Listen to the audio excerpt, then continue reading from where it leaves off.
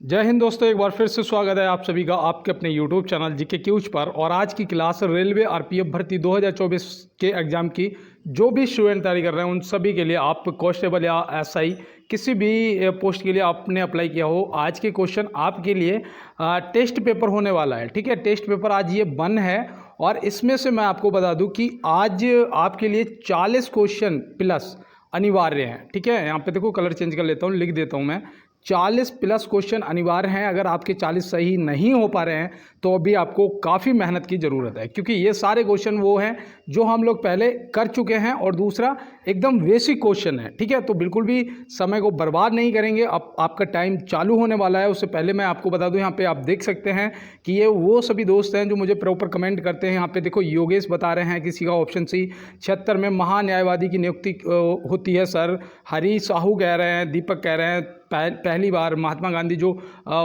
राष्ट्रीय कांग्रेस के अध्यक्ष बने थे, मैंने प्रश्न पूछा था उसका शायद जवाब दिया है। कपिल कह रहे हैं हेलो सर, तो अब भाई हेलो कपिल। और सभी को पिंटू कुमार देखो यहाँ पे कैसे स्टिकर दे रहे हैं, तो सभी को बहुत बहुत दिल से धन्यवाद। और चलते हैं दोस्त अपने क्लास की तरफ और देखते हैं आज हमारे लिए। देखो यहाँ पे आपका पेपर है और ये 50 क्वेश्चन है टोटल। ठीक है, यहाँ पे आपके 50 क्वेश्चन टोटल हैं। आप कितना स्कोर करते हैं इसमें से, और मैं तो यही कहूँगा कि आपका 40 प्लस यहाँ पे सही होना चाहिए। अगर नहीं हो रहा है तो आप मेहनत करिएगा और फटाफट सभी का जवाब देते जाइएगा। आज ये टेस्ट पेपर है, जैसा कि मैंने आपको पहले भी बता दिया है। तो यहाँ पे पूछा गया महात्मा गांधी को सर प्रथम महात्मा किसने कहा था। 30 मिनट 50 क्वेश्चन, ठीक है, और 40 आपको सही करने हैं। हर हाल में कमेंट बॉक्स में बताना है कि आपके सही हुए या नहीं। तो किसने सर्वप्रथम महात्मा कहा था, तो आप क्या बताएंगे। तो यहाँ पे आपका सही जवाब हो जाएगा रविंद्रनाथ टैगोर। क्या आपने सही जवाब किया है तो +1 आप कर लीजिएगा। ठीक है, और अगर गलत होता है तो -1 कर देना। 50-50 की यहाँ पे माइनस मार्किंग भी रहेगी, इतना ध्यान रखना है। तुक्का लगाओ या कुछ भी करो आप।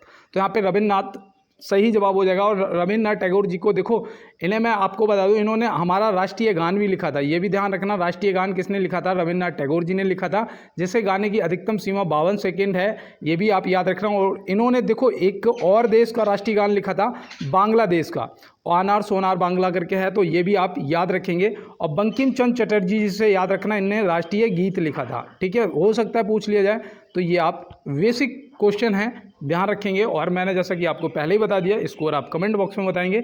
और यहाँ पे पूछा गया भारत की कोकिला कौन कहलाती हैं, भारत की कोकिला कौन कहलाती हैं, तो आपका सही जवाब होना चाहिए। यहाँ पे देखो इंपॉर्टेंट क्यों है, मैं क्यों आज आपको ये सब बता रहा हूँ, क्योंकि देखो इसका सही जवाब तो ऑप्शन बी लगा देंगे, सरोजनी नायडू। अगर आपका सही हो गया तो +2 कर लें। ठीक है, आपके 2 क्वेश्चन सही हो गए हैं। अब देखो भारत की पहली महिला जो राज्यपाल थी वो आपकी सरोजनी नायडू थी। कहाँ की, उत्तर प्रदेश की राज्यपाल थी। तो ये भी देखो याद रखना, हो सकता है कि आपसे पूछ लिया जाए। और लता मंगेशकर जी को देखो भारत रत्न से सम्मानित किया गया था। अगर आपको पता है तो ठीक है, नहीं तो नोट कर लो, 2001 में किया गया था। भारत रत्न से लता मंगेशकर जी को 2001 में सम्मानित किया गया था, तो ये भी आप ध्यान रखेंगे। और चलते हैं दोस्त अपने अगले प्रश्न की तरफ। और देखो यहाँ पे दिया भारत की मुख्य भूमि का दक्षिणतम राज्य कौन सा है। तो मुख्य भूमि का दक्षिणतम राज्य कौन सा है, तो यहाँ पे आप देखेंगे, देखो ये तो आपका पूर्व हो गया, ये आपका पश्चिम हो गया, ये आपका उत्तर हो गया, ये आपका दक्षिण हो गया। तो यहाँ पे तो देखो पूर्व में अरुणाचल प्रदेश पड़ता है, तो ये तो पूर्व में हो गया। ठीक है, उत्तर यहाँ पे पश्चिम में आपका गुजरात पड़ता है, तो गुजरात ये पश्चिम में हो गया। उत्तर में आपका लद्दाख पड़ता है और दक्षिण में आपका तमिलनाडु पड़ता है। तो यहाँ पे ऑप्शन सी होना चाहिए आपका सही जवाब। तो अगर आपका ये सही हुआ है तो +3 कर लीजिएगा। और चलते हैं दोस्त अपने अगले प्रश्न की तरफ। देखो यहाँ पे दिया गया है कि भारत का प्रथम तेल शोधन संयंत्र कहाँ पर स्थित है। तो भारत का प्रथम तेल शोधन संयंत्र पूछा गया है। और ये देखो इंपॉर्टेंट, अगर आप सही कर रहे हैं तो 4 कर लेना प्लस, और नहीं तो -1 कर देना।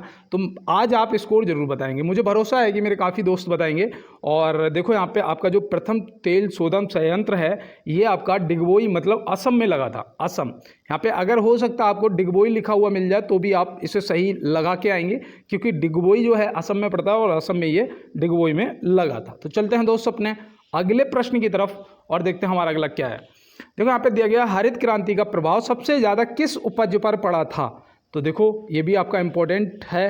अब यहाँ पे आप क्या बताएंगे इसका सही जवाब, तो ये आप याद रखेंगे कि गेहूं पर पड़ा था। किस पे पड़ा था, गेहूं पे पढ़ा था। रबी की फसल आपकी गेहूं होती है और खरीफ की फसल भी आपकी मक्का होती है। तो रबी और खरीफ की भी याद रखना। देखो रबी की फसलें जो मतलब गेहूं गर्मियों के टाइम पे गेहूं के साथ में कटती हैं, तो ऐसे याद रखना। और ये मक्का जो होती है देखो अब तो 12 मास ही होती है, हाँ, मतलब 12 महीना किया जा सकता है, लेकिन ये बरसात में होती है। तो उस टाइम जैसे जो भी आपकी फसलें होती है, धान होता है, तो ये आपकी खरीफ हो जाती हैं। तो इतना आप ध्यान रखेंगे।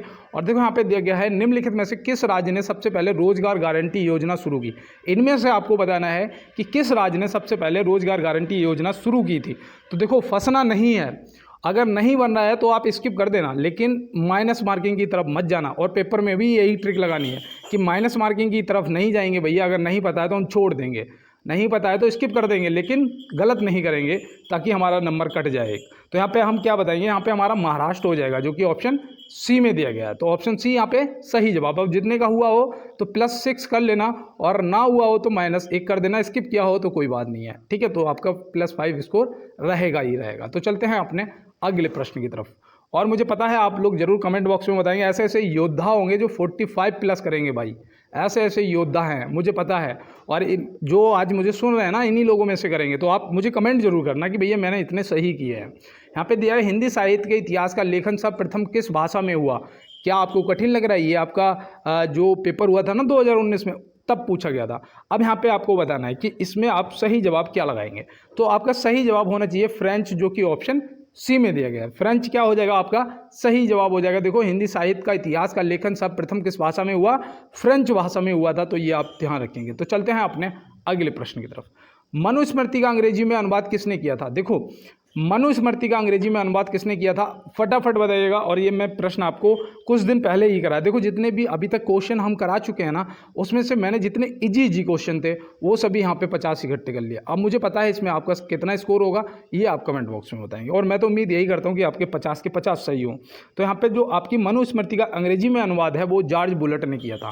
तो यहाँ पे ऑप्शन सी आप सही लगा देंगे। और देखो मैं आपको बताऊँ, फंक ने आपके विटामिन की खोज की थी। फंक ने आपके विटामिन की खोज की थी। अल्फ्रेड नोबल ने आपके जो डायनामाइट होता है ना, डायनामा जो होता है, लाइट बनाता है, किससे, यांत्रिक ऊर्जा को विद्युत ऊर्जा में जो परिवर्तित करता है, डायनामा, उसका आविष्कार किया था। और इन्हीं के नोबल के ही नाम पे आपका नोबल पुरस्कार भी बढ़ता है। नोबल के ही नाम पे आपका नोबल पुरस्कार भी बढ़ता है, ये भी आप याद रखेंगे। तो चलते हैं अपने अगले प्रश्न की तरफ। पेसमेकर का संबंध शरीर के किस अंग से है। पेसमेकर, देखो ये तो मैं क्या बताऊं, ये तो आपका सिलेक्टेड क्वेश्चन है भाई। अब इसका जवाब आपने कर दिया होगा, मुझे उम्मीद है। मेरे बहुत से दोस्तों ने किया होगा कि भैया हृदय हो जाएगा। भाई हृदय की जो जांच के लिए पेसमेकर जो है संबंध जो है वो शरीर के किस अंग से है, तो हृदय की जांच के लिए। तो आप याद रखेंगे। और चलते हैं अपने अगले प्रश्न की तरफ। हमारे देश में 28वां राज्य कौन बना।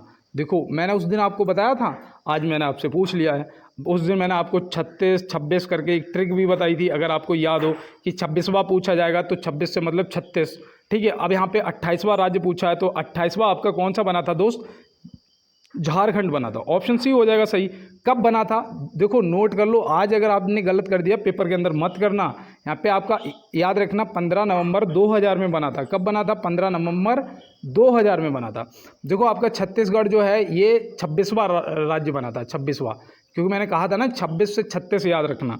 तो 26वां राज्य अगर पूछा जाएगा तो छत्तीसगढ़ बना था। कब बना था, तो ये भी याद रखेंगे भैया। ये बना था 1 नवंबर 2000 में बना था। 1 नवंबर 2000 में ये भी बना था। देखो 1 नवंबर 15 नवंबर। अब देखो ये पास पास लग रहे हैं ना आपको। अब यहाँ पे देखो आपका 27वां जो राज्य था वो उत्तराखंड बना था। आपका जो 27वां राज्य था वो उत्तराखंड बना था। 26वां छत्तीसगढ़, 27वां उत्तराखंड, 28वां झारखंड। ये आपका कब बना था, छत्तीसगढ़ आपका कब बना था। तो ये आप फटाफट बताइएगा कमेंट बॉक्स में कि आपका जो, सॉरी छत्तीसगढ़ पूछ रहा, वो तो 1 नवंबर बता ही दिया। उत्तराखंड बताइएगा। तो उत्तराखंड आपका बना था 9 नवंबर 2000 को। 9 नवंबर 2000 को बना था। देखो 1 नवंबर, 9 नवंबर, 15 नवंबर, 36, 27 और 28। अब आपको याद रहेगा ना, सही जवाब क्या हो तो +1 कर लेना, और गलत हुआ तो माइनस कर देना, ईमानदारी के साथ में। और देखो अगर आपका, मैं बता दूं, अगर आपका पूरा 45 सही हुआ ना, 45+, तो पापा या मम्मी के पास जाना और बोलना शिवम भैया ने बोला है कि आज मुझे आप 50 रुपये दीजिएगा। और ये 50 रुपये आपके किस लिए हैं, खाने पीने के लिए, पार्टी करने के लिए, ठीक है। और आप मम्मी पापा के पास जाके मेरी बात करवा देना, मेरा नंबर तो सभी के पास है, तो बात करवा देना अगर ना दें, क्योंकि आपने अगर 45 प्लस किया है तो ईमानदारी से। देखो यहाँ पे दिया है दिल्ली स्थित महात्मा गांधी की समाधि का क्या नाम है।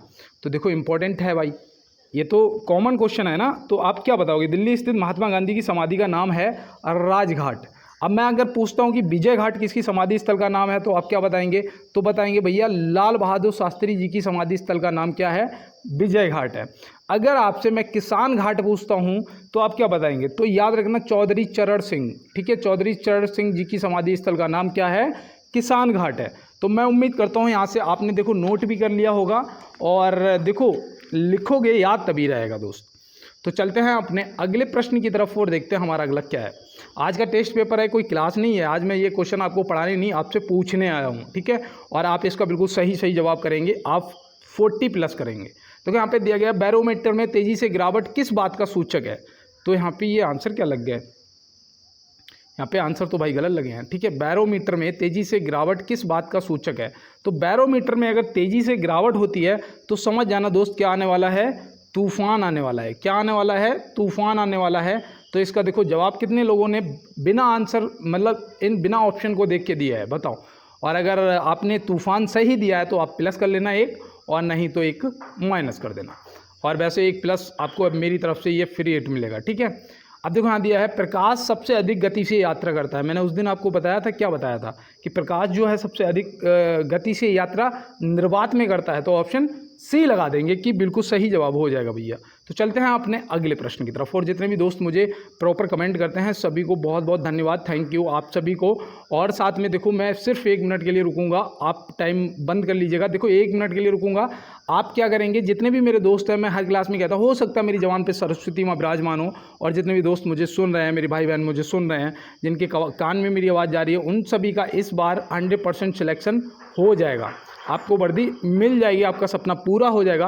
और आप भी अपने भाई, छोटे भाई, बेशक मुझे छोटा भाई समझते हो या बड़ा समझते हो, तो एक बार लाइक वाला बटन जरूर दबाएंगे। और साथ में देखो शेयर कर देना, मुझे पता चल जाता है किसने शेयर किया है और किसने नहीं, वो तो दिखाता है ना। शेयर कर देना, और साथ में चैनल को ज़्यादा से ज़्यादा आप लोग सब्सक्राइब कर लेना, क्योंकि पेपर तक मैं आपकी बेहतर तैयारी और बेहतर आपसे रोज़ इसी तरीके से हर हफ्ते में 2 बार टेस्ट भी लूँगा, ठीक है, और आपको क्लास भी दूंगा। यहाँ पे दिया है भारत में सामान और सेवा कर जीएसटी शुरू किया गया। तो जीएसटी की फुल फॉर्म क्या है, goods and service tax, goods and service tax, ठीक है। इसकी शुरू कब किया गया है, यहाँ पे शुरू पूछा है, और यहाँ पे देखो ऑप्शन इसके भी गलत हैं। तो आप बताइएगा, कमेंट बॉक्स में बताइएगा। अगर आपको पता है तो आप फटाफट बताएंगे, और नहीं पता है तो नोट करो 1 जुलाई 2017, 1 जुलाई 2017 हो जाएगा आपका सही जवाब। ध्यान रखना, ये आपसे प्रश्न पूछा जाएगा, इंपॉर्टेंट है, और इसको 101वां संविधान संशोधन द्वारा जोड़ा गया था, ये भी आप याद रखेंगे। चलते हैं दोस्त अपने अगले प्रश्न की तरफ। संयुक्त राष्ट्र संघ में हिंदी में भाषण देने वाले भारतीय कौन थे। तो वो भाई कौन भारतीय थे, इनमें से आपको बताना है। आपका सही जवाब क्या होगा, आप कमेंट बॉक्स में बताइएगा। तो यहाँ पे आपका जो सही जवाब है वो होना चाहिए अटल बिहारी वाजपेयी जी, जो कि ऑप्शन सी में। और इनका एक नारा याद रखना, जय जवान जय किसान और जय विज्ञान। तो ये देखो याद रखना, जय जवान जय किसान और जय विज्ञान अटल बिहारी वाजपेयी जी का एक नारा था। ये आपसे हो सकता है कि पेपर के अंदर पूछ लिया जाए। संयुक्त राष्ट्र संघ का मुख्यालय कहाँ स्थित है। तो संयुक्त राष्ट्र संघ का जो मुख्यालय है, ये भैया मैंने आपको कल ही बताया था कि न्यूयॉर्क में है, ये बताया था ना। अगर आपका सही जवाब हुआ तो प्लस कर लो, और गलत हुआ तो माइनस कर दो, स्किप किया है तो कोई बात नहीं है। तो यहाँ पे आप याद रखना, इसकी स्थापना तिथि भी याद रखना है 24 अक्टूबर 1945। क्या हो जाएगा, 24 अक्टूबर 1945 हो जाएगा आपका सही जवाब। और इसके पहले महासचिव कौन थे, तो वो भी हो सकता है कि आपसे पूछ लिया जाए। तो याद रखना त्रिगवेली, क्या बताओगे, त्रिगवेली इसके पहले महासचिव थे, तो ये भी आप याद रखेंगे। तो चलते हैं दोस्त अपने अगले प्रश्न की तरफ। विश्व में सबसे लंबी सीमा रेखा वाला देश है, विश्व में सबसे लंबी सीमा रेखा वाला देश आपका कौन सा हो जाएगा। तो आप तुरंत बताएंगे भैया कनाडा हो जाएगा, जो कि ऑप्शन बी में दिया गया। अगर आपसे पूछ दिया जाता है यहीं पे घुमा के कि विश्व में सबसे ज़्यादा सीमा रेखा साझा करने वाला देश, मतलब ज़्यादा देशों के साथ में सीमा रेखा लगने वाला, तो वो आपका हो जाता है चीन। ये 13 देशों के साथ में सीमा रेखा साझा करता है। तो ये आपको पता लग गया होगा। देखो सबसे छोटा देश कौन सा आपका हो जाएगा, तो वो भी याद रखना वेटिकन सिटी होता है। कौन सा, वेटिकन सिटी। तो वेटिकन सिटी आपका सबसे छोटा देश हो जाएगा। तो ये आप याद रखेंगे और मैं उम्मीद करता हूँ आपने नोट भी कर लिया होगा। तो चलते हैं दोस्त अपने अगले प्रश्न की तरफ। भारत में सबसे ऊंची झील है, भारत में सबसे ऊंची झील है, तो भारत में सबसे ऊंची झील कौन सी है? तो इसका जवाब करिएगा फटाफट। तो यहाँ पे आपका सही जवाब हो जाएगा गुरुडोमर झील, ऑप्शन बी हो जाएगा यहाँ पे आपका सही जवाब। इसकी ऊंचाई जो है वो कितनी है आपको पता है क्या? तो मैं आपको बताता हूँ, इसकी ऊंचाई हो जाएगी 5430 मीटर। कितनी हो जाएगी? 5430 मीटर। ये आप याद रखना। देखो हो सकता है कि आपसे पूछ लिया जाए गुरुडोगमार झील जो है ये 5430 मीटर ऊंचाई, मतलब समुद्र स्थल से इसकी ऊंचाई है। तो ये आप याद रखेंगे, ठीक है। तो मैं उम्मीद करता हूँ आपने इसे नोट कर लिया होगा।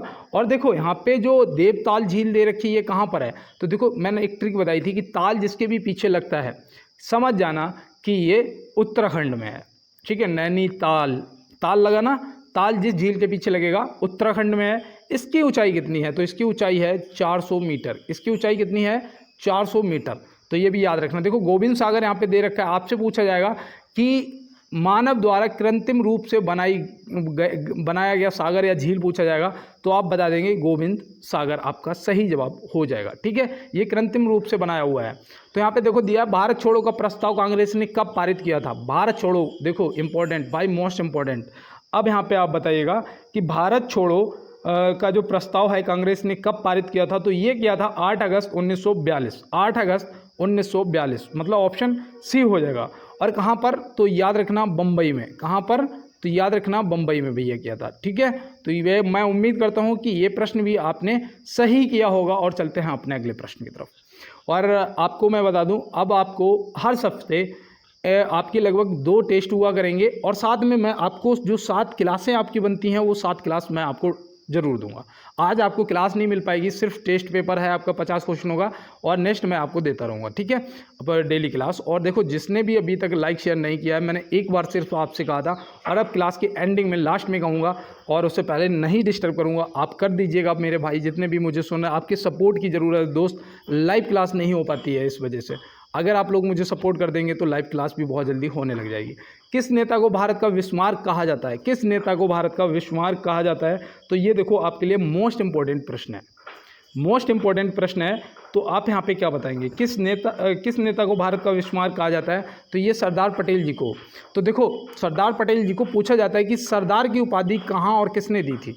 तो ये बारदौली में इन्हें मिली थी। बारदौली में इन्हें सरदार की उपाधि मिली थी, जो बारदौली में किसने दी थी? महात्मा गांधी ने दी थी, लेकिन इन्हें बारदौली की महिलाओं ने सरदार करके संबोधित किया था। तो ये भी देखो याद रखना, हो सकता है कि पेपर के अंदर पूछ लिया जाए। तो चलते हैं दोस्त अपने अगले प्रश्न की तरफ। जैन धर्म के प्रथम तीर्थकार कौन थे? जैन धर्म के प्रथम तीर्थकार कौन थे? देखो इंपॉर्टेंट आ गया। 24वें कौन थे? तो वो तो महावीर स्वामी जी थे 24वें। और यहाँ पे पूछा जाएगा कि वास्तविक संस्थापक तो महावीर स्वामी जी, लेकिन जैन धर्म के प्रथम तीर्थकार कौन थे? तो आपका सब सही जवाब जो है वो ऋषभ देव होना चाहिए, जो कि ऑप्शन ए में दिया। और बौद्ध धर्म के भगवान बुद्ध थे, इन्हें बोध गया में ज्ञान की प्राप्ति हुई थी, सारनाथ में पहला उपदेश दिया था। और इस तरीके से आप याद रखेंगे, ठीक है। और चलते हैं दोस्त अगले प्रश्न की तरफ। यहाँ पे दिया गया है कंप्यूटर की अस्थाई मेमोरी क्या कहलाती है? देखो इंपॉर्टेंट है। अब बताइए कंप्यूटर की अस्थाई मेमोरी क्या कहलाती है? तो आप क्या बताएंगे? रैम कहलाती है। क्या कहलाती है? रैम। रैम का मतलब क्या होता है? रैम का मतलब होता है, फुल फॉर्म भी याद रखना, random access memory. Random access memory, ठीक है, हो सकता है कि पूछ लिया जाए। और रोम का फुल फॉर्म क्या होता है? ये आप मुझे बताएंगे। सीपीयू का फुल फॉर्म क्या होता है? ये बहुत ज़्यादा बार पूछा गया है, तो याद रखना central processing unit. Central processing unit होता है। तो चलते हैं दोस्त अपने अगले प्रश्न पे। किस ग्रह को संध्या का तारा कहा जाता है? तो बताइए यहाँ पे आपका सही जवाब क्या होगा, फटाफट कमेंट बॉक्स में बताइएगा। तो उम्मीद करता हूँ इसका आपने जवाब बिल्कुल सही लगा दिया होगा कि किस ग्रह को संध्या का तारा कहा जाता है। और ये देखो इंपॉर्टेंट है, संध्या का तारा, पृथ्वी की जुड़वा बहन। तो ये आप तुरंत याद रखना, ऑप्शन बी हो जाएगा आपका शुक्र ग्रह, ठीक है। और देखो सबसे गर्म ग्रह, अगर गर्म ग्रह की बात करेंगे सबसे, तो वो भी आपका शुक्र ग्रह होता है। और अगर ये भी जवाब आपका सही हो गया तो आप 1 नंबर और प्लस कर लीजिएगा। और देखो सूर्य के सबसे नज़दीक ग्रह आपका बुध होता है, जो कि सूर्य की परिक्रमा 88 दिनों में पूरी कर लेता है। ये भी आप याद रखना, ठीक है, आपसे हो सकता है कि पूछ लिया जाए। तो चलते हैं दोस्त अपने अगले प्रश्न पे और देखते हैं हमारा आज का अगला प्रश्न क्या है। तो यहाँ पे दिया गया है घाघरा और सोन किस नदी की सहायक नदियां हैं? घाघरा और सोन किस नदी की सहायक नदियां हैं? देखो इंपॉर्टेंट है आपके लिए। अब देखो इस ये मैं आपको बता भी चुका हूँ। अगर आप ये देखो पहले तो इंपॉर्टेंट में नोट करो और इसका देखो सही जवाब लगाना है दोस्त, बिल्कुल भी गलत नहीं करना है। आपका सही जवाब गंगा हो जाएगा, जो कि ऑप्शन ए में दिया गया है। और देखो गंगा के किनारे स्थित नगर भी पूछे जाते हैं, जैसे कि आपका कानपुर हो गया, वाराणसी हो गया और आपका हरिद्वार हो गया, ये आपसे पूछे जाते हैं। रामगंगा के किनारे आपका बरेली है, ये भी आपसे पूछा जाता है। और देखो बिहार का शोक आपकी कोसी नदी को बोला जाता है, बिहार का शोक, तो ये भी देखो याद रखना। हो सकता है कि आपसे पूछ लिया जाए, हालांकि ये सब हम लोग पहले पढ़ चुके हैं और कंटिन्यू कर भी चुके हैं। ये आपका टेस्ट पेपर है। यहाँ पे दिया गया भारत के किस क्षेत्र में शुष्क मृदा पाई जाती है? देखो इंपॉर्टेंट है भाई, शुष्क मृदा जो आपको बतानी है किस क्षेत्र में पाई जाती है। तो यहाँ पे भाई मेरे आपका सही जवाब क्या होना चाहिए? तो जितने भी मेरे दोस्त मेरे भाई बहन मुझे सुन रहे हैं, आपका सही जवाब ऑप्शन ए राजस्थान हो जाएगा। राजस्थान आपका क्या हो जाएगा? बिल्कुल सही जवाब। चलते हैं दोस्त अपने अगले प्रश्न की तरफ और देखते हैं हमारा अगला क्या है। देखो यहाँ पे दिया गया है कि इंसुलिन का प्रयोग किस बीमारी के उपचार में होता है? इंसुलिन, देखो ये इंपॉर्टेंट है, ये आपसे प्रश्न पूछा जाएगा। आप क्या इसका सही जवाब देंगे? आप कमेंट बॉक्स में बताइएगा फटाफट। तो इंसुलिन का जो प्रयोग है वो मधुमेह में किया जाता है। अगर किसी को शुगर हो जाता है ना, शुगर में इंसुलिन का इंजेक्शन लगता है, ठीक है, तो ये आप याद रखना। और देखो टीबी के लिए आपका बीसीजी लगता है, बीसीजी का टीका लगता है। किस लिए? टीबी या क्षय रोग बोलते हैं ना टीबी को हिंदी में, तो टीबी के लिए बीसीजी का टीका लगता है। इसमें इसका फुल फॉर्म भी आपसे पूछा जाता है। अगर किसी को पता है तो आप कमेंट बॉक्स में ज़रूर बताना। और देखो जितने भी दोस्त मुझे कमेंट करते हैं सभी को बहुत बहुत धन्यवाद। मैं एक बार फिर से कह रहा हूँ, आप लोगों के सपोर्ट ने मुझे बहुत खुश कर दिया, बहुत मोटिवेट कर दिया। और देखो यहाँ पे आपका एड्स दिवस है, ये भी याद रखना, 1 दिसंबर को मनाया जाता है। और देखो इसके लिए एक एलिजा टेस्ट किया जाता है, जो एड्स एंटीबॉडी के लिए एलिजा टेस्ट किया जाता है। तो एलिजा भी आप याद रखना, हो सकता है कि पेपर के अंदर पूछ लें। चलते हैं अपने अगले प्रश्न की तरफ। पोंगल किस राज्य का त्यौहार है? पोंगल जो है वो किस राज्य का त्यौहार है? देखो आपकी ये भी इंपॉर्टेंट है, राज्य के त्यौहार वगैरह ये सब पूछे। आज आप देख रहे होंगे कि मैंने हर जगह से एक एक क्वेश्चन उठा के रखा है, इसीलिए कि मैं देखना चाहता हूँ कि आप कितना सही स्कोर कर पाएंगे। तो देखो पोंगल जो है वो तो हो जाएगा हमारा तमिलनाडु, ऑप्शन सी सही जवाब हो जाएगा। देखो उत्तर प्रदेश में आपका कथक होता है, उत्तर प्रदेश में आपकी नौटंकी होती है और उत्तर प्रदेश में आपकी रासलीला भी होती है, ठीक है, तो ये आप याद रखना। देखो बिहार में आपका छठ पूजा होती है और साथ में क्या होता है? विदेशिया नृत्य होता है, विदेशिया। तो ये देखो बिहार से याद रखना। आपके केरल से, देखो केरल से क्या क्या पूछा जाता है? केरल से आपका कथकली ज़्यादातर पूछा जाता है, कथकली, ठीक है। देखो कथक जो है वो आपका उत्तर प्रदेश है, कथकली जो है वो केरल है, ठीक है। और देखो आपका आंध्र प्रदेश से आपका कुचिपुड़ी पूछा जाता है, कुचिपुड़ी, ये भी बहुत ज़्यादा बार पूछा गया है। तो ये देखो आप सभी त्योहार और लोक नृत्यों को याद करके जाएंगे, क्योंकि पेपर के अंदर कुछ भी पूछा जा सकता है। देखो यहाँ पे पूछा गया मानव शरीर का सबसे बड़ा अंग है, मानव शरीर का सबसे बड़ा अंग है। देखो मुझे पता है कि इसमें ज़्यादातर हमारे दोस्त गलत आंसर करेंगे, लेकिन मैं ये चाहता हूँ कि आप इसका बिल्कुल सही आंसर करके आएँ पेपर के अंदर। यहाँ पे अगर हो भी जाता है तो कोई बात नहीं, 1 माइनस हो जाएगा, लेकिन यहाँ पे आपका सही जवाब जो है वो आपने कर दिया होगा। मैं आपको बताता हूँ, त्वचा हो जाएगा। सबसे बड़ा अंग पूछा जाएगा तो त्वचा हो जाएगा। सबसे बड़ी हड्डी पूछी जाएगी तो फीमर हो जाएगी, जो कि ये आपकी जांघ की हड्डी होती है, ये तो आपको पता ही होगा। और देखो सबसे छोटी हड्डी भी याद रखना, आपकी स्टेपेज होती है, स्टेपेज। तो स्टेपेज जो होती है ये आपकी कान में होती है। कहाँ होती है? कान में होती है, तो ये भी याद रखना।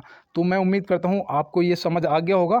और हृदय से अगर सोच रहे हो कि भैया ने हृदय नहीं बताया, तो चलो ये भी बता देते हैं। सबसे बड़ी अगर ग्रंथि पूछी जाएगी, ग्रंथि, तो आप क्या बताएंगे? तो आप बता देंगे हृदय। तो उम्मीद करता हूँ ये आपने सभी को नोट कर लिया होगा। और चलते हैं दोस्त अपने अगले प्रश्न की तरफ और देखते हैं हमारा अगला प्रश्न क्या है। देखो यहाँ पे आज मैंने जैसा कि आपको बोला था ना, मेरा फ़ोन दिक्कत देता है कभी कभी, तो यहाँ पे देखो थोड़ा सा, चलिए कोई बात नहीं। यहाँ पे दिया है गुगली शब्द का संबंध किस खेल से है? गुगली शब्द, तो ये देखो गुगली है आपका, चाइना मैन है, गली शब्द है और पेनल्टी किक है, पेनल्टी स्ट्रोक है, ये सारे शब्द आपसे पूछे जाते हैं। तो यहाँ पे गुगली शब्द अगर पूछेगा तो आप क्रिकेट लगा देंगे, मुझे पता है। अगर चाइना मैन पूछेगा तो भी आप क्रिकेट लगाएंगे। देखो आज तो ये इसके डिस्प्ले ना बहुत ज़्यादा दिक्कत दे रही है। तो देखो यहाँ पे क्या हो जाएगा, आपका क्रिकेट पूछेगा ना तो आप ऐसे गुगली हो जाएगा, आपका चाइना मैन हो जाएगा, आपका गली शब्द हो जाएगा। देखो हॉकी के लिए याद रखना है, हॉकी में स्ट्रोक होता है भाई, बल्ले में स्ट्रोक होता है ना, तो हॉकी में भी स्ट्रोक होता है। तो पेनल्टी स्ट्रोक जो है ये आपका हॉकी से हो जाएगा। और पेनल्टी किक की अगर बात करेंगे, किक मारते हैं, किक पैर से मारते हैं ना, तो फुटबॉल किससे? पैर से खेलते हैं। तो पेनल्टी किक जो आपकी है वो कहाँ से हो जाएगी? तो वो हो जाएगी आपकी फुटबॉल से। तो मैं उम्मीद करता हूँ ये भी आपने नोट कर लिया होगा। तो चलते हैं दोस्त अपने अगले प्रश्न पे। देखो यहाँ पे दिया गया है अंतर्राष्ट्रीय ओजोन दिवस कब मनाया जाता है। तो देखो सही जवाब करते जाना दोस्त, और अपना अच्छा स्कोर करना है, 45 प्लस करना है, और घर वालों से 50 रुपये मैं दिलवाऊंगा आपको। बस आप मेरी बात करवा देना मम्मा पापा से कि लो भैया बात करेंगे, और मैं आपको 50 रुपये पक्का दिलवा दूंगा, ठीक है। अब देखो यहाँ पे अंतर्राष्ट्रीय ओजोन दिवस पूछा गया है, तो तुरंत बताना यार 16 सितंबर को मनाया जाता है। अब आपने सही जवाब किया होगा। अब यहाँ पे 15 मई भी देख लो, 15 मई को क्या मनाया जाता है किसी को पता तो कमेंट बॉक्स में बताओ, नहीं तो नोट करो, परिवार दिवस मनाते हैं 15 मई को। 1 मई को श्रम दिवस मनाते हैं, श्रम दिवस 1 मई को मनाते हैं, ये भी आप याद रखना। 30 जनवरी को आपका शहीद दिवस मनाते हैं, क्या मनाते हैं, शहीद दिवस मनाते हैं, तो ये भी आप याद रखेंगे। और मैं उम्मीद करता हूँ आपने इन सभी दिवसों को नोट किया होगा, क्योंकि ये हमारे पेपर से इम्पोर्टेंट क्वेश्चन है। तो चलते हैं दोस्त अपने अगले प्रश्न पे और देखते हैं हमारा अगला क्या होने वाला है। जैसा कि अभी मैंने आपको बोला था कि मेरा फ़ोन थोड़ा सा दिक्कत दे रहा है, तो यहाँ पे थोड़ा सा दिक्कत दे रहा है, तो मैं चाहता हूँ कि आप लोग थोड़ा सहयोग बना के रखें। और चलते हैं दोस्त अपने अगले प्रश्न पे। देखो यहाँ पे दिया गया है भारतीय वन अनुसंधान संस्थान कहाँ स्थित है। तो भारतीय वन अनुसंधान संस्थान मैं कई बार आपको बता चुका हूँ, इसलिए मैंने इस क्वेश्चन को ऐड किया है। तो यहाँ पे आपका सही जवाब होना चाहिए मेरे भाई देहरादून, ऑप्शन सी आपका क्या हो जाएगा, सही जवाब हो जाएगा। देखो आपका जो क्या कहते हैं उसे, लखनऊ में है वनस्पतिक अनुसंधान संस्थान, वनस्पति। तो वनस्पति का अगर पूछा जाएगा तो आप लखनऊ में बताएंगे, ठीक है। और भारतीय वन अनुसंधान पूछा जाएगा तो देहरादून में बताएंगे। तो मैं उम्मीद करता हूँ ये भी आपने नोट कर लिया होगा। और चलते हैं दोस्तों अपने अगले प्रश्न पे। देखो यहाँ पे दिया गया है कि नंद वंश का संस्थापक कौन था, नंद वंश का संस्थापक कौन था। तो भाई देखो नंद वंश का जो था वो महापद्मानंद था। कौन था, महापद्मानंद, जिसको क्षत्रिय अंतरक भी बोला जाता है, क्षत्रियों का नाश करने वाला। और देखो लास्ट था वो था धनानंद, ये था भाई कौन, ये आपका लास्ट शासक था, ये भी आप याद रखना, धनानंद। और देखो इसके बाद हुई थी मौर्य वंश की स्थापना, जो कि चंद्रगुप्त मौर्य ने की थी, तो ये भी याद रखेंगे। और इनके जो गुरु थे, प्रधानाचार्य थे, वो मैंने आपको बताया ही था, चाणक्य थे। और वहाँ से अर्थशास्त्र पुस्तक की भी रचना की गई थी, तो ये भी आपको पता होना चाहिए। और देखो यहाँ पे दिया गया है न्याय की जंजीर किसने बनवाई थी, इंपॉर्टेंट है। दिल्ली का लाल किला किसने बनवाया था, आगरा का लाल किला किसने बनवाया था, और ताजमहल किसने बनवाया था, न्याय की जंजीर किसने बनवाई थी। तो यहाँ पे देखो पूछा गया है कि न्याय की जंजीर किसने बनवाई थी। तो न्याय की जंजीर जो है ये किसने बनवाई थी, तो आप क्या बताएंगे, जहांगीर ने बनवाई थी। ऑप्शन बी हो जाएगा भैया हमारा सही आंसर। और अकबर ने क्या बनवाया था, अकबर ने आगरे का लाल किला बनवाया था, आगरे का लाल किला बनवाया था अकबर ने। और देखो जहांगीर ने ये जो शाहजहां है, इसने दिल्ली का लाल किला बनवाया था, और साथ में आपको बता दूं इसने ताजमहल बनवाया था आगरे का। और ये जो अकबर ने लाल किला बनवाया था ये कहाँ, आगरा में बनवाया था, AGRA, ठीक है, आगरा। तो इतना आप ध्यान रखेंगे। चलते हैं अपने अगले प्रश्न पे। भारत के प्रथम मुख्य न्यायाधीश कौन थे। देखो प्रथम और वर्तमान दोनों बताइएगा आप। देखो ये इंपॉर्टेंट है आपके लिए। अब ये आज टेस्ट है तो आप कुछ भी कह सकते हैं। तो भारत के प्रथम जो मुख्य न्यायाधीश थे वो थे हीरा लाल जी कानिया, हीरा लाल जी कानिया, ऑप्शन बी आपका सही जवाब हो जाएगा। और जो वर्तमान हमारे हैं वो कौन है, वो हैं धनंजय वाई चंद्रचूड़ जी। तो ये भी आप याद रखेंगे। सुकुमार सेन जी जो हैं ये कौन थे, तो ये प्रथम थे। प्रथम क्या थे तो आप बताइएगा, अगर पता है तो कमेंट बॉक्स में टाइप करिएगा, और नहीं पता है तो देखो मुख्य चुनाव आयुक्त जो थे वो प्रथम हमारे सुकुमार सेन जी थे। तो ये भी आप याद रखेंगे। तो चलते हैं अपने अगले प्रश्न पे। देखो यहाँ पे दिया गया है, एक मिनट, यहाँ पे दिया गया है भारत का सबसे गहरा बंदरगाह कौन सा है। तो भारत का सबसे गहरा बंदरगाह आपसे इनमें से बताना है, तो आप क्या बताएंगे, तो इनमें लगाना है आपको विशाखापत्तनम, जो कि ऑप्शन ए आपका यहाँ पे सही जवाब हो जाएगा। तो चलते हैं दोस्त अपने अगले प्रश्न पे और देखते हैं हमारा अगला क्या है। आंध्र प्रदेश राज्य की स्थापना कब की गई थी, आंध्र प्रदेश राज्य। देखो ये आपके लिए अब इम्पोर्टेंट क्वेश्चन आया है। आप यहाँ पे क्या बताएंगे, नोट करिएगा, अगर नहीं आपको पता है तो 1 नवंबर 1956, 1 नवंबर 1956। अब यहाँ पे गलती क्या होती, हम 53 देखते 1953, क्योंकि देखो स्थापना की बात करेंगे तो ये 1 नवंबर 1956 को की गई थी, तो ऑप्शन बी सही हो जाएगा। लेकिन अगर राज्य बना कब था ये पूछा जाएगा तो मैं आपको बताऊं कि भाषा के आधार पर बनने वाला पहला राज्य जो था वो था आंध्र प्रदेश। और ये कब बना था, ये 1 अक्टूबर 1953 में बना था। ठीक है। स्थापना की बात करेंगे तो 1 नवंबर 1956 हो जाएगा। तो यहाँ से इस चीज़ को देखो याद रखना और नोट भी कर लेना। चलते हैं दोस्त अपने अगले प्रश्न पे। पंचायती राज के जनक कौन है? पंचायती राज के जनक कौन है? तो पंचायती राज के जो जनक हैं वो हैं बलवंत राय मेहता। बलवंत राय मेहता, अगर आपने सही जवाब किया है तो +1 करिएगा और नहीं तो -1 करिएगा, और अगर स्किप कर दिया है तो कोई बात नहीं है। तो यहाँ पे आपका बलवंत राय मेहता हो जाएगा पंचायती राज के जनक। देखो एम एस स्वामीनाथन ये कौन थे? तो ये कौन थे बताइए? ये क्या हरित क्रांति के जनक थे? भारत में हरित क्रांति के जनक थे क्या एम एस स्वामीनाथन? आप कमेंट बॉक्स में बताएंगे। और चलते हैं दोस्त अपने अगले प्रश्न की तरफ। भारतीय रिजर्व बैंक की स्थापना कब हुआ था? भारतीय रिजर्व बैंक की स्थापना कब हुई थी? देखो यहाँ पे थोड़ा बर्तनी की मिस्टेक है ना, देखो यहाँ पे हुआ नहीं, हुई थी। तो यहाँ पे आप बताएंगे भारतीय रिजर्व बैंक की जो स्थापना है वो कब हुई थी? तो वो हुई थी 1 अप्रैल 1935 को। 1 अप्रैल 1935 ऑप्शन सी हम लगा देंगे अपना सही जवाब। और यहाँ से देखो आपसे एक और पूछा जाता है, पंजाब नेशनल बैंक की स्थापना भी पूछी जाती है। तो पंजाब नेशनल बैंक की स्थापना आप क्या बताएंगे? तो याद रखना 1894 है। क्या? अरे 54 क्यों कर रहा हूँ मैं, माफ़ी चाहते हैं, 1894 हो जाएगा। तो ये भी आप याद रखेंगे। आपका सही जवाब 1 अप्रैल 1935 हो जाएगा। तो चलते हैं दोस्त अपने अगले प्रश्न पे और देखते हैं हमारा अगला क्या है। वर्तमान में भारत के गृह मंत्री कौन है? वर्तमान में भारत के गृह मंत्री कौन है?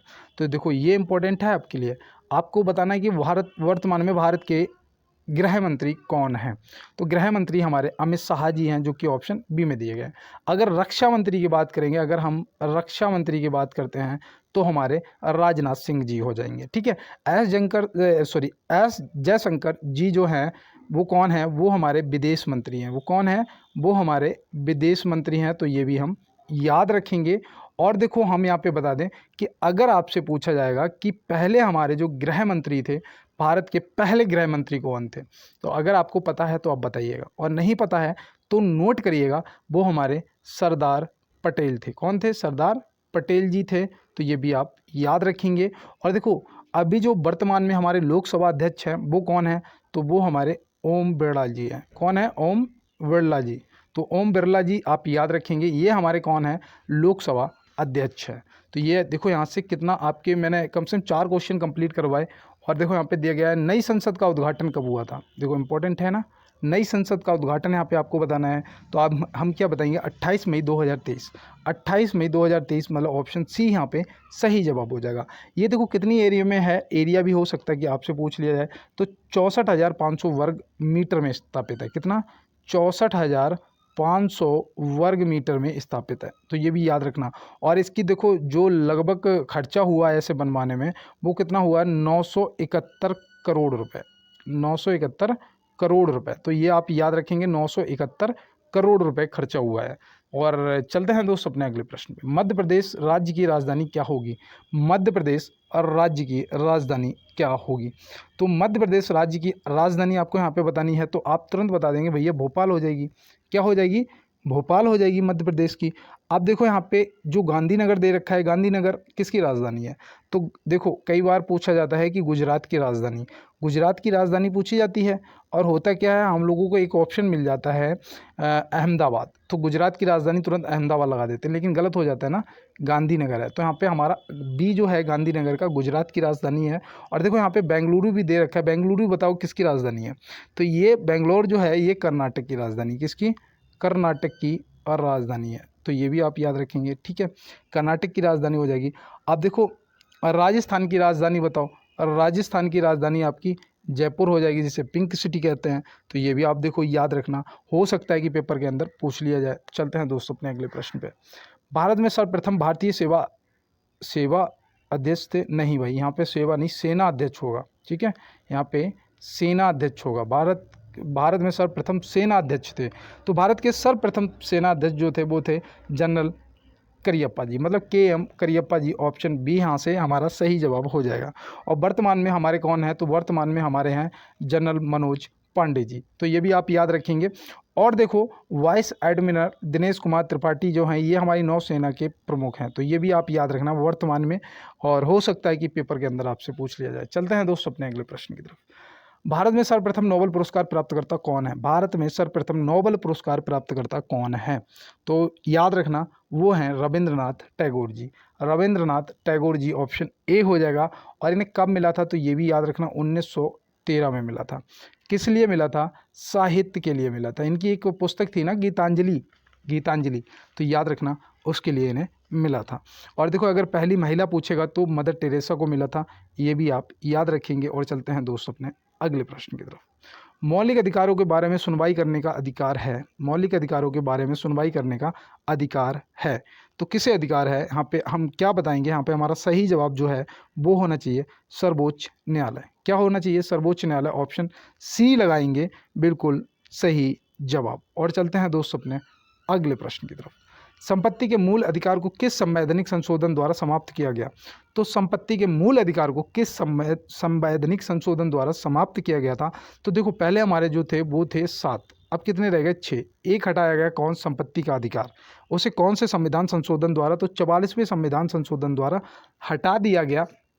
और ये आप याद रखेंगे, हो सकता है कि आपसे पूछ लिया जाए। और देखो मैं तो यार वैसे भी कहता हूँ कि लक का तो पता नहीं, लक का तो पता नहीं, लेकिन अवसर ज़रूर मिलता है किन्हें? मेहनत करने वालों को। जो मेहनत करता है उसे अवसर एक बार ज़रूर मिलता है।